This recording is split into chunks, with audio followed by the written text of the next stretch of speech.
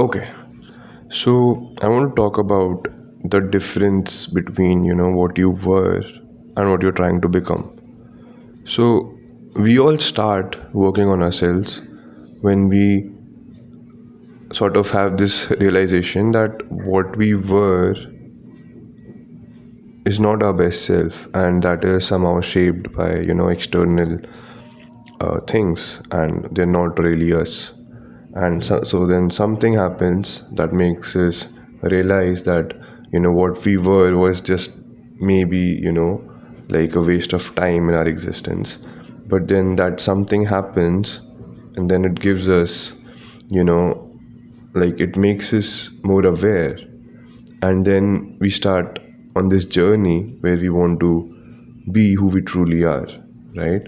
So it starts with an internal battle. Now, what is that internal battle? So for me, it was escaping what I was before. So what was I before? I was chasing compulsiveness. I was chasing quick dopamine hits, and now it's changing. Now, those dopamine hits. I'm not saying that it's over, but compared to where I was 6 months ago, 8 months ago, 10 months ago, it's improved drastically. And I remember in the beginning, I used to get so anxious, and like it was so scary almost, that even the thought of, like dying like who I was like it would make me want to vomit, sort of, it was that absurd. That thought was that scary. And now, now it's been reduced, like the intensity of it is reduced, because I can see how I've grown, and I can see how I can grow further, right? And also, when you sort of start tracking growth, we also realize that it's a slow process. You can't really rush it, right? Because there's no point of rushing it anyways. Whenever you rush things, anything that comes quick has to leave quick as well. Like, I've seen that over and over in my life. I've seen people talking about it again and again. So it's just that we want things quick, and I guess that is a wrong way to look at it. I also catch myself doing this sometimes. it, and maybe it is because the mind realizes how much work it's it's going to take, the whole process, right? So it just wants to skip that amount of time, that amount of work that has to be, you know put in. So maybe the whole wanting to skip time thing is probably the mind playing tricks on you. It's not really you. You internally know how much work has to go in, right? Anyways, about battling your old self and who you're trying to become. So, depending on who you were when you were, whatever your past self was, if you have sort of, if he had, or whatever you were, right? If you had these bigger systems in play, for example, if you had bigger friend groups, right? If you had like other people, other situations that would keep you in that mold of your past self, even if you try to grow up, it's not gonna work. You have to shed off those old things, right? Old friendships, old behavior patterns. No matter how much you identify yourself with them, you have to give them up. Otherwise, you can't grow to, who you want to be. Now, it sounds very cliche, but it's very difficult. Difficult not because it can't be done. It is difficult because you have to confront yourself that whatever you believed for so many years was wrong. And that is painful. That is very painful, because the ego is killed in that process. And not entirely, by the way. The ego is killed partly and you realize what you've been doing, and then things start to change slowly. You put in systems, you put in your discipline, right? You get more stronger in terms of that whatever you feel does not govern what you do. And still in the process there are going to be setbacks, right? Sometimes you would do what you feel, sometimes you would go off the track, but that doesn't mean that you won't come back, right?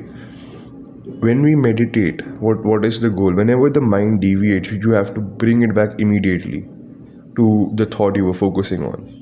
It is very similar in life, right? Because brain throws at you like what, 60,000 thoughts a day, and you have to focus on a few five, or a few 10 at max. And obviously while doing something, you have to focus on one. But you do understand what I'm trying to say here. It's a I feel it's a long, the whole process of growing up is a long marathon. It's an ultra race, and you are meditating all this while, right? So it's a big process, and you have to recalibrate this thing. Or it's not really recalibration, but you have to give it meaning. You have to give it some fuel, that it realizes that all these short dopamine spikes are not worth what we are when compared to what we are actually chasing.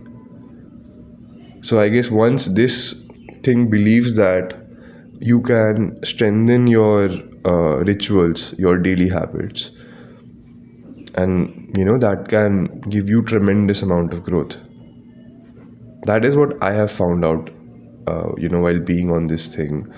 Like whenever I slip, I come back to whatever the things I wanted to do, or what I planned to do. I come back to all of those immediately, and the slips happen are like four times a month, five times a month. I'm on course to reduce them by one every month. So it's a slow process, right? It's a very slow process. But now, okay. So I call it slow because for me, 24 hours is a long time right now, because in these 24 hours I have to check myself, I have to check my thoughts, right? I'm sort of in this self-monitoring state 24 hours, and that's why I feel, I guess it's a long period. But I guess what I don't realize is that it's actually a bigger game. It's about six, like how long am I going to live? 80, 90, right? 90 years, give and take 90 years, right? And if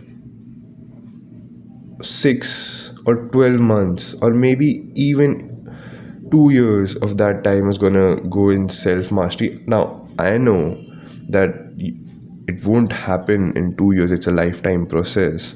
But if in those 2 years, give and take 2 years, it gets me to where I want to be, mentally at least, right? Like at a point where I feel mentally that I belong there, isn't that 2 years worth it? Like, why am I doing this? Why am I trying to grow? One of those reasons is that I don't want to be my past self. But another reason is that I want to be closer to my potential. And being closer to your potential takes time, right?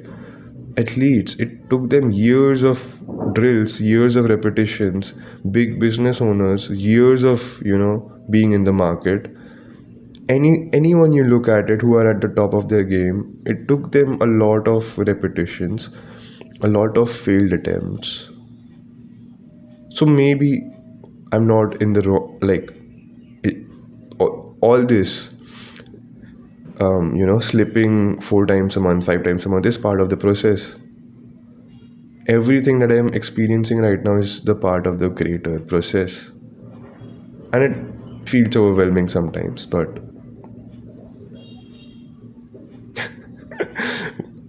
I mean, all that I can do is trust in this divine entity and just let things happen. Now, obviously, I have some control over what I do in a day.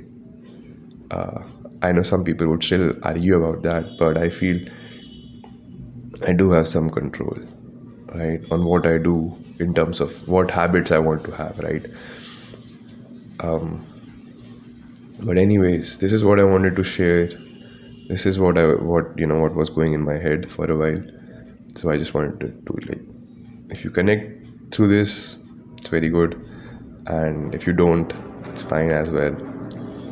But if you're starting out, it's going to be slow, and you have to be on your own path. You can listen to a lot of people and try to understand, okay, this happened with them, this happened with them, and you can sort of like have these analogies of what happened with you and what happened with them, and you can call it out to be similar. But you'll have your own individual journey. Yeah, right, because your traumas are different, what you want to achieve is different, so your journey is going to be slightly different. But you would realize that when good, like, people achievers, when bigger achievers talk about the process, they talk about it being, that you have to be patient, things work out at their own pace. There is some divine energy that makes it happen. So I don't think all of this that they say is a big coincidence, right? So maybe the only thing that I tell myself is to stick to the plan and keep doing. Even if you slip, you have to come back to your plan and stick to it. That is it. That is it. That is for today, guys. I'll see you next week.